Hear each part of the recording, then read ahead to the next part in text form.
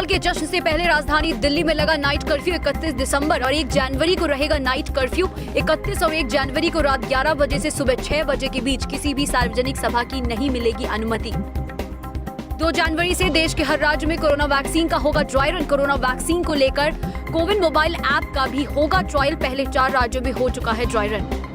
PM Modi Rajkot को दी AIIMS की सौगात। 2021 के लिए भी पीएम मोदी ने दिया मंत्र। कहा, पहले मैंने कहा था दवाई नहीं तो ढिलाई नहीं, अब मैं कह रहा हूं कि दवाई भी और कड़ाई भी। साल 2020 पूरा कोरोना वायरस से डरते और लड़ते हुए बीता है और अब जब नया साल आने वाला है तो नए साल में जश्न मनाने वालों के लिए एक थोड़ी बुरी खबर है, क्योंकि एक जगह दिल्ली में ज्यादा भीड़ इकट्ठी ना हो, इसलिए डीडीएमए ने फैसला लिया है कि 31 दिसंबर और 1 जनवरी को रात 11 बजे से सुबह 6 बजे तक नाइट कर्फ्यू लगा दिया जाएगा। देखिए पूरी रिपोर्ट।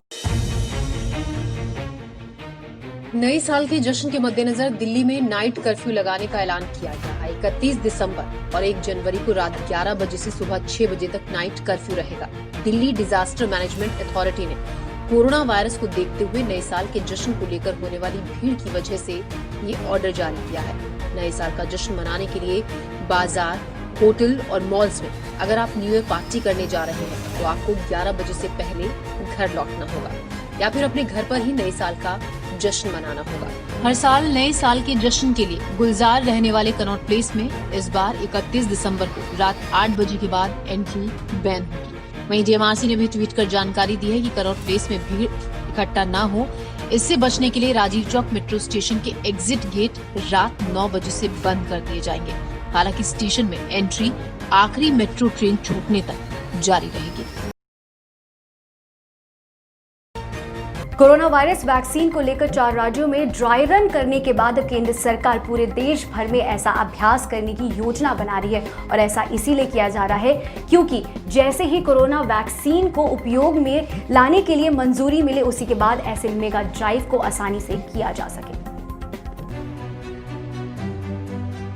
नए साल की दस्तक के साथ ही देश में अब कोरोना वैक्सीन को लेकर बड़ी तैयारी शुरू हो गई है। भारत सरकार ने फैसला लिया है कि 2 जनवरी से देश के हर राज्य में कोरोना वैक्सीन का ड्राई रन किया जाएगा। स्वास्थ्य मंत्रालय ने गुरुवार को बैठक में ये फैसला लिया।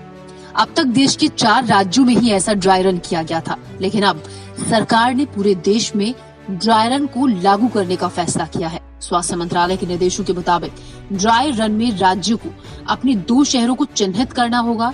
इन 2 शहरों में वैक्सीन के शहर में पहुंचने, अस्पताल तक जाने, लोगों को बुलाने, फिर डोज देने की पूरी प्रक्रिया का पालन इस तरीके से किया जाएगा जैसे वैक्सीनेशन हो रहा हो।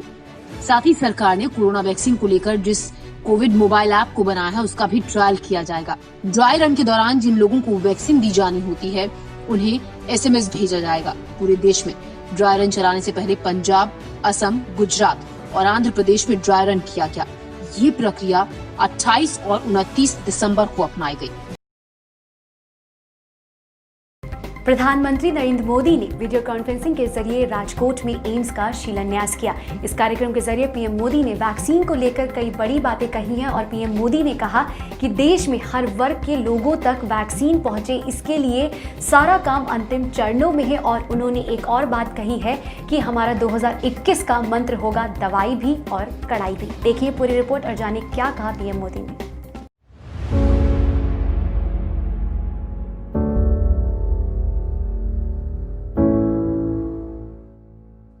प्रधानमंत्री नरेंद्र मोदी ने गुरुवार को गुजरात के राजकोट में एम्स की आधारशिला रखी।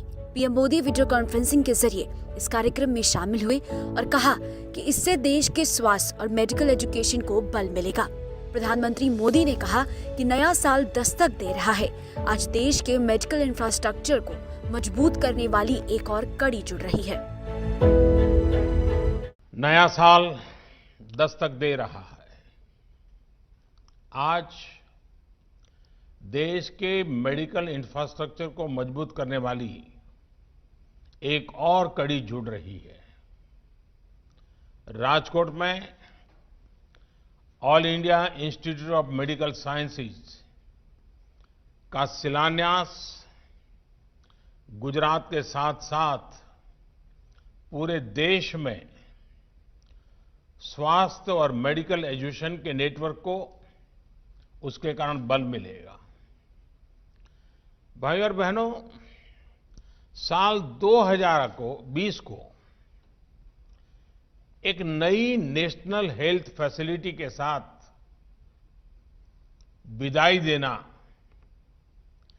इस साल की चुनौतियों को भी दर्शाता है और नए साल की प्राथमिकताओं को भी स्पष्ट करता है। पीएम ने कहा कि इस साल ने दिखाया है कि स्वास्थ्य ही संपदा है और जब स्वास्थ्य प्रभावित होता है तो सब कुछ प्रभावित होता है। साथ ही पीएम ने कोरोना वॉरियर्स को भी याद किया। इस साल ने दिखाया है कि स्वास्थ्य ही संपदा है।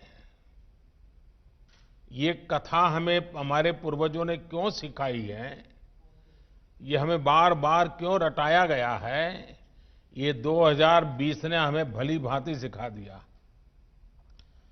स्वास्थ्य पर जब चोट होती है तो जीवन का हर पहलू बुरी तरह से प्रभावित होता है और सिर्फ परिवार नहीं, पूरा सामाजिक दायरा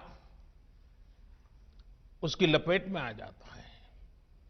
और इसलिए साल का यह अंतिम दिन भारत के उन लाखों डॉक्टर्स, हेल्थ वॉरियर्स, सफाई कर्मियों, दवा दुकानों में काम करने वाले और दूसरे फ्रंटलाइन कोरोना योद्धाओं को याद करने का है, जो मानवता की रक्षा के लिए लगातार अपने जीवन को दांव पर लगा रहे हैं। इस मौके पर कोरोना वैक्सीन को लेकर पीएम मोदी ने कहा कि नया साल 2021 इलाज की आशा लेकर आ रहा है। भारत में वैक्सीन को लेकर हर जरूरी तैयारी चल रही है। वैक्सीन हर वर्ग तक पहुंचेगा, इसके साथ कोशिशें अंतिम चरण में हैं। 2021 इलाज की आशा लेकर के आ रहा है। वैक्सीन को लेकर भारत में हर जरूरी तैयारियां चल रही है। भारत में बनी वैक्सीन तेजी से हर जरूरी वर्ग तक पहुंचे, इसके लिए कोशिशें अंतिम चरणों में हैं। दुनिया का सबसे बड़ा टीकाकरण अभियान चलाने के लिए भारत की तैयारियां जोरों पर है। मुझे विश्वास है कि जिस तरह बीते साल संक्रमण से रोकने के लिए हमने एकजुट होकर प्रयास किए, उसी तरह टीकाकरण को सफल बनाने के लिए भी पूरा भारत एकजुटता से आगे बढ़ेगा।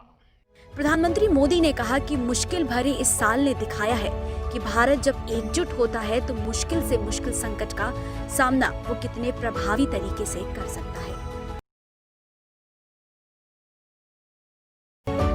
साल 2020 का आज आखिरी दिन है और इस पूरे साल में कोरोना ने अपना कहर बरपाया है। लेकिन अब राहत की बात यह है कि नया साल आ रहा है और कोरोना के रोजाना आए हुए मामलों में भी गिरावट देखी जा रही है। भारत में पिछले 24 घंटे में 21,000 से ज्यादा नए मामले सामने आए हैं, जिसके बाद ठीक होने वालों की संख्या 98,60,000 से ऊपर हो गई है। देखिए पूरी रिपोर्ट।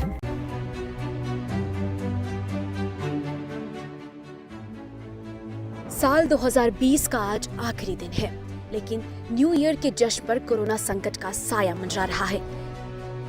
कोरोना वायरस की रफ्तार तो देश में धीमी पड़ी है, लेकिन कोविड के नए स्ट्रेन ने मुश्किलें जरूर बढ़ा दी हैं। देश भर में नए स्ट्रेन के अब तक कुल 25 मामले सामने आ चुके हैं। सभी 25 लोग हेल्थ फैसिलिटी में फिजिकल आइसोलेशन में हैं। स्वास्थ्य मंत्रालय के गुरुवार सुबह जारी किए गए आंकड़ों के हिसाब से भारत में पिछले 24 घंटों में कोरोना वायरस के 21,821 नए मामले सामने आए हैं, जिसके बाद देश में कुल मामलों की संख्या 1,02,66,674 हो गई है।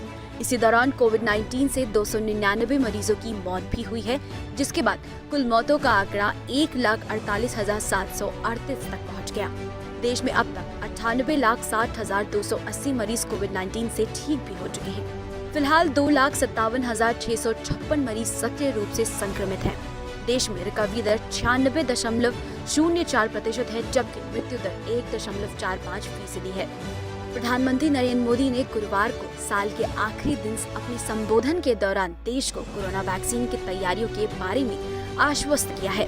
उन्होंने कहा कि वर्ष 2021 इलाज की आशा को लेकर आ रहा है और कोरोना वैक्सीन की तैयारियां तेज गति से चल रही हैं।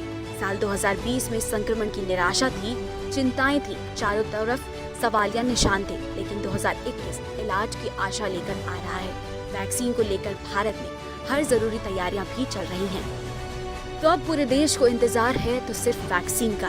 जितनी जल्द वैक्सीन आएगी उतनी ही जल्द ये कोरोना वायरस जड़ से उखाड़ फेंक दिया जाएगा। सन 1947 में पाकिस्तान को युद्ध में करारा जवाब देने में अहम भूमिका निभाने वाले ब्रिगेडियर उस्मान की कब्र की मरम्मत हो गई है। दरअसल कब्र टूटने के बाद सेना ने हाथ आगे बढ़ाया था कि वो इस कब्र की मरम्मत कराएंगे, जिसके बाद बीजेपी के सांसद जफर इस्लाम भी आगे बढ़े थे। देखिए पूरी report.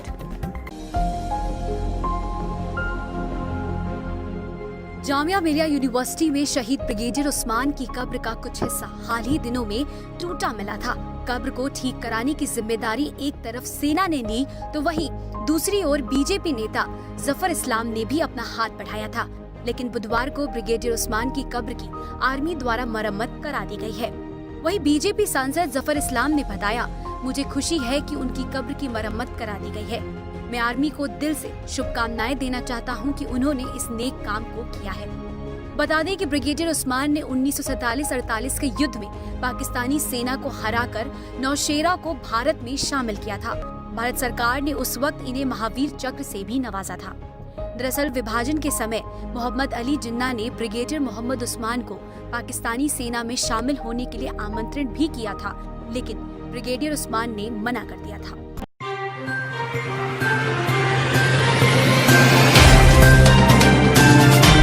Subscribe now and press the bell icon. Never miss an update.